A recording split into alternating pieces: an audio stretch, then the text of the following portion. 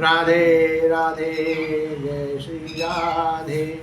मेरे भाइयों, मैं अनिल भारद्वाज यूट्यूब चैनल में आपका हार्दिक स्वागत है, हार्दिक। मेरे भाइयों, आज हम जो हमारा प्यार बढ़ रहा है वो उस समय श्रीमद्भागवत गीता का दूसरा अध्याय शुरू कर। आज मैं बात करने वाला था सूर्य भगवान की हम पर क्या कृपा है, कैसे उनकी पूजा की जाए। लेकिन ये काफ़ी दिन से हो गया है कि दूसरा अध्याय ही मतलब काफ़ी लंबा हो गया है, इसलिए सोचता हूँ इसको मैं ख़त्म करने के बाद उसके बाद फिर आपके साथ में सूर्य के लिए क्या है। अगर आपने सूर्य को प्रसन्न कर दिया, आपने पिता माँ बाप को, अपने पिताजी को संतुष्ट कर दिया, उनकी आपके पास पूरा आपके पास कृपा हो जाएगी। इसके बारे में कैसे करेंगे, कैसे नहीं करेंगे, इसके बाद मैं आपसे बात करूँगा। ठीक है, चलते हैं।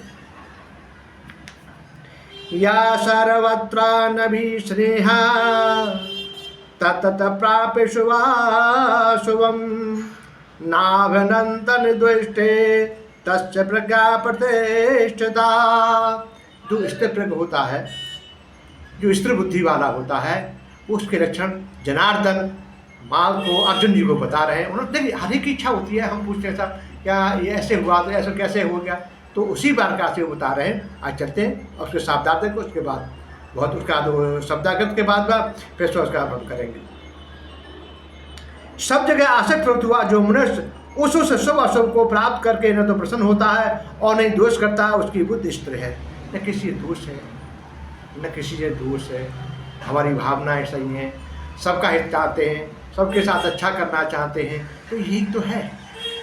अच्छा हो जाए तो कोई गम नहीं, बुरा हो जाए तो कोई गम नहीं, खाना मिल जाए तो ठीक, जैसे हैं उसमें हम रहेंगे तो वो बताया सही होता है। अब वो कहता है ना, न सर्वत्र भी न विस्नेहा, जो समय स्नेह रहता होता है यहाँ किसी देखिए आइए आदर है, गए कोई बात नहीं, फिर आए कोई दिया कर नहीं, हम आदर कर रहे हैं, स्वागत कर रहे हैं, लेकिन हम खो नहीं चाहिए। परिवार में हम जहाँ रह रहे हैं, जहाँ बैठ रहे हैं, यही तो गीता पढ़ाती है। आप पढ़ते नहीं ना, यही गीता पढ़ाती है कि आप जहाँ भी हो राग द्वेष से मुक्त होकर तभी बरोबर होगे, तभी भगवान की शरण में जाओगे। देखिए राग तीन प्रकार के होते हैं, सत तम सतोगुण, रजोगुण, तमोगुण। जो लोभी होगा वो सतोगुणी होगा, जो कामी होगा वो रजोगुणी होगा, और जो क्रोधी होगा वो तमोगुणी होगा। ये नोट कर लीजिए। अच्छा सतोगुण क्या होता है, मैं ये काम कर लूँगा तो मेरा पुण्य बढ़ गया, ये लोभ हुआ ना। मैं गंगा स्नान जा रहा हूँ तो मेरा ये लोभ है, मेरा ये पुण्य मिलेगा। जब वो पुण्य और पाप के में पड़ेंगे तो ये तो कहते हैं न तू पुण्य करना, पाप पुण्यों को छोड़कर तू मेरे को बस छोड़ दे, तेरा कल्याण है। यही कृष्णवाणी बता रहे हैं और आप यही बनना चाहते। जो एक रस है, सब में एक रस है, उसी का काम होता है। आगे का हम करते हैं। अब दूसरा जो श्लोक है, यदा सहर्ते चायम कूर्युंगानी सर्वसा इंद्रियाणि निजाति भय तस्य प्रगा प्रतिष्ठिता। जिस तरह कछुआ अपने अंगों को सब ओर से समेट लेता है, ऐसे ही जिस काल में जो कर्म होगी इंद्रियों की विषयों से इंद्रियों को सब प्रकार से हटा देता है, तब उसकी बुद्धि स्थिर हो जाती है। आप कहेंगे साहब कछुए से क्या मतलब है इसका आपका? देखिए 6 अंगों में तो उसके भी होते हैं और 6 अंग हमारे में होते हैं। आँख, कान, नाक, त्वचा, जीभ और एक मन, 6 हो गए ना।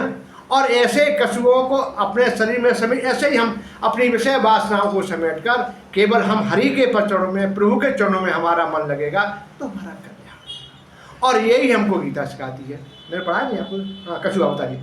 तो अब ये कछुआ के सब जो है ना, अब पीठ रह जाती है, सारे अंगों को समेट लेता है ना वो। ऐसे ही हम अपनी विषय वासनाओं को छोड़ के प्रभु के में मन, अपना मन लगा लेंगे तो हमारा कल्याण। यही वो कहते हैं।